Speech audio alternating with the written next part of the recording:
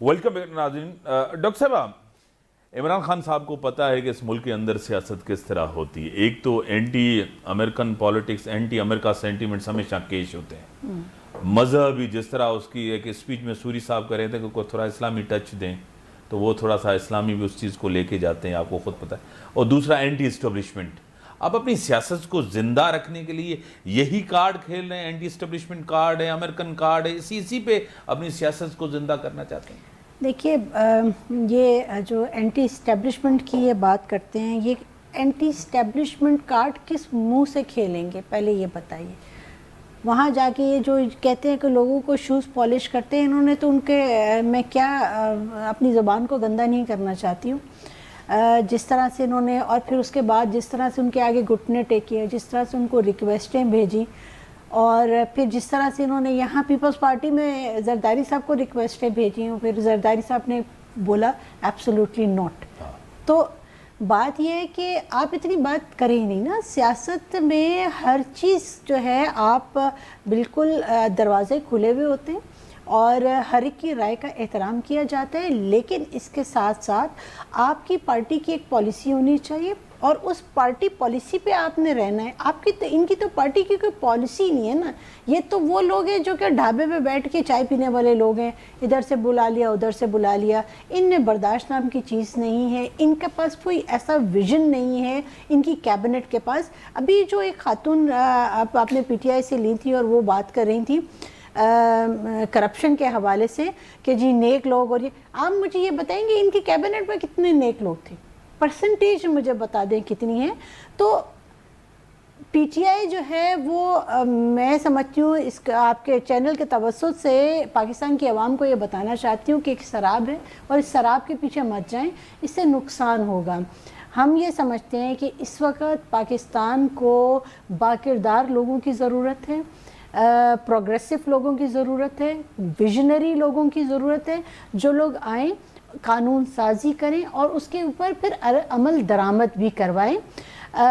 یہ اگر ہم اینٹی امریکہ، اینٹی اسٹیبلشمنٹ، یہ کارڈ کھیلنا نہیں، آپ پازیٹیو وہ کریں پالیٹکس، اور اس کا جو ہے رزلٹ جو ہے وہ پھر آپ کو ہر چیز میں، ہر سیکٹر میں نظر بھی آئے گا. ٹھیک ہے، آپ یہ کہہ رہے ہیں کہ ٹھیک ہے یہ نئے لوگ آئے بہتر نہیں، ان کے پاس کون سے اچھے لوگ ہیں؟ یہ جو پرانے لوگ ہیں، بار بار اقتدار میں آئے، تجربے گار ہیں، اہل ہیں، لائق ہیں، سب کچھ ہیں. وہ تو نہ اہل تھے، نہ تجربے گار تھے، لائے گئے، بٹھائے گئے، پھر وہ واپس. جس طرح کراچی میں مینڈیٹ ملا، ملک میں مینڈیٹ ملا، اب کہہ رہے ہیں کہ ان کو ووٹ بیچ کے انہوں نے خریدا ہے. آپ کو پتا ہے کہ ان لوگوں نے ووٹ نہیں دیا تھا، 172 جو تھے ان کے اتحادی ان کو چھوڑ کے گئے تھے. کیا کہیں؟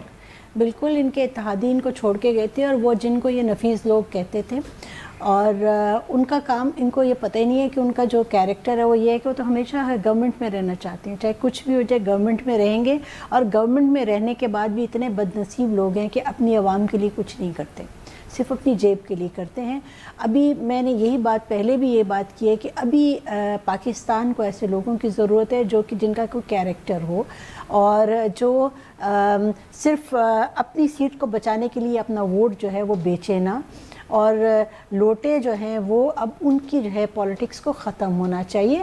اچھے صاف چہرے آنے چاہیے اور جو ملک کو لے کے چلیں.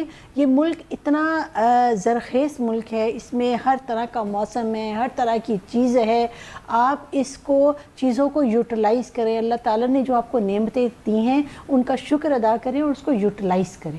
ٹھیک ہے میڈم، کراچی کا الیکشن ہوا، آپ کو خود پتہ ہے، پھر ایم کیو میں ایک دفعہ جیت کے گئی ہے اور ٹرن آؤٹ بہت ہی کم ہے، 8% ہے، 8.5% ہے، اور لوگوں کا ڈی پولیٹیسائز سوسائٹی ہوئی ہے.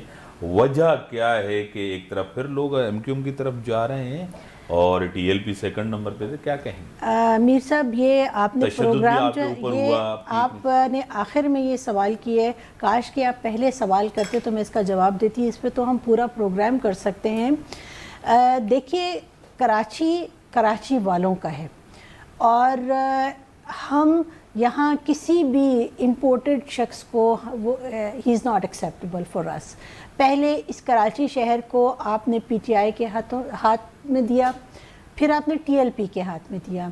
ایم کیو ایم جو جیتی ہے یا جتوایا گیا ہے کتنے ووٹ کا مارجن ہے؟ 50 ووٹ کا مارجن ہے، 67 ووٹ کا، اتنا ووٹ کا مارجن ہے. اٹ مینس کہ آپ نے ایم کیو ایم والوں کے گردنوں کے اوپر تلوار لٹکا دی ٹی ایل پی کی. وہ دہشت گرد لوگ جو کہ اسلام کا نام بدنام کر رہے ہیں، لبیک یا رسول اللہ کہتے ہیں، لیکن اس رسول اللہ کی ایک بھی بات پہ یہ عمل درآمد نہیں کرتے. اسٹریٹ فائرز انہوں نے کی. جس کینڈیڈیٹ کو انہوں نے نامینیٹ کیا اس کا کیریکٹر سب کو پتہ ہے، کتنی بار وہ جیل گیا ہے، کتنے لوگوں کی خون جو ہے اس کی گردن پر ہے. اس نے ہمارے چیئرمین پہ فائرنگ کروائی اور ہم اس کو کنڈیم کرتے ہیں. 240 کا جو الیکشن ہے، کم از کم میں اس کے رزلٹ کو ماننے کو تیار نہیں ہوں، کیونکہ ہم لوگ گراؤنڈ میں تھے. ہم نے وہاں دیکھا تھا کہ کس طرح سے کام ہو رہا ہے. کیمپین صرف وہاں پی ایس پی کی چل رہی تھی، کوئی وہاں موجود نہیں تھا. ٹی ایل پی کے 12 دفعہ یہ لوگ آئے ہمارے سامنے اور آ کے ہمارے منہ کے اوپر یہ لوگ لبیک یا رسول اللہ کہہ رہے. رسول اللہ صلی اللہ علیہ وآلہ وسلم کے اوپر ہماری جانیں قربان، ہماری اولاد قربان. لیکن اگر کوئی شخص اسلام کا نام بدنام کرے گا، اگر کوئی شخص یا افلاطون کراچی کے لیے انجینئرنگ کرے گا اور یہاں امپورٹڈ لوگوں کو لے کے آئے گا تو اس کو ہم ایکسیپٹ نہیں کریں گے. ڈاکٹر صاحب آج بھی وہی پالیٹکس ہو رہی ہے، پرانی پالیٹکس، یہی جلاؤ گھیراؤ، جس طرح فائرنگ ہوئی، جس طرح لوگ زخمی ہوئے، ایک ہلاکت بھی ہوئی ہے جس طرح آپ کو خود پتہ ہے. ہمارے ایک ایم پی ہے، ایک فارمر ایم پی ہیں، ان کو وہ زخمی ہوئے ہیں. ہمارا کارکن جو ہے وہ شہید ہوا ہے اور بہت سارے لوگ زخمی ہوئے ہیں. دیکھیے بات یہ ہے کہ یہ اس قسم کی جو جلاؤ گھراؤ کی سیاست ہے یہ ان لوگوں کو سوٹ کرتی ہے جو کہ پاکستان میں امن نہیں چاہتے، جو کہ پیس ہیٹرز ہیں اور جن کے تعلقات انٹرنیشنلی جو ہے پھر ان لوگوں کے ساتھ کنیکٹڈ ہیں، جو را کے ساتھ کنیکٹڈ ہیں. اور یہ ٹی ایل پی جو ہے یہ بالکل ڈائریکٹلی کنیکٹڈ ہے ود راؤ. میں آپ لوگوں کو ابھی آپ کے چینل کے توسط سے بتاتی ہوں کہ راؤ کے ساتھ ان کے کنیکشنز ہیں اور جس طرح سے ان لوگوں نے اپنے اور جس طرح سے یہ سیاست کر رہے ہیں اس چیز کو ختم ہونا چاہیے. کیونکہ ہم نے پی ایس پی نے اس کی سب سے بڑی قیمت ادا کی ہے، اس شہر میں امن لانے کے لیے سب سے بڑی ہم نے قیمت ادا کی. اور آج اس شہر میں ہر زبان بولنے والا شخص عزت سے زندگی گزار رہا ہے، آرام سے وہ گھوم رہا ہے، اس کو کوئی ٹینشن نہیں ہے. لیکن اگر آپ نے پھر دوبارہ سے اس قسم کی یہ چیزیں لے آئے تو پھر میرا خیال میں ہم بھی کچھ نہیں کر سکیں گے اور پھر ادارے بھی کچھ نہیں کر سکیں گے. یہ سارے مسائل جو ہیں ملک کے اندر، معیشت کے، سیاست کے، اب احتجاج ہو رہا ہے جس طرح عمران خان بار بار کرا ہے، جلدی الیکشن ہونے چاہیے، فریش مینڈیٹ کی طرف جائیں یا 15 مہینے اس گورنمنٹ کو بھی دینے چاہیے؟ دیکھیے میں تو یہ سمجھتی ہوں کہ بالکل ایک فریش الیکشن ہونے چاہیے. لیکن دیکھیے الیکشن ہونے سے کیا ہوگا آپ مجھے یہ بتائیے.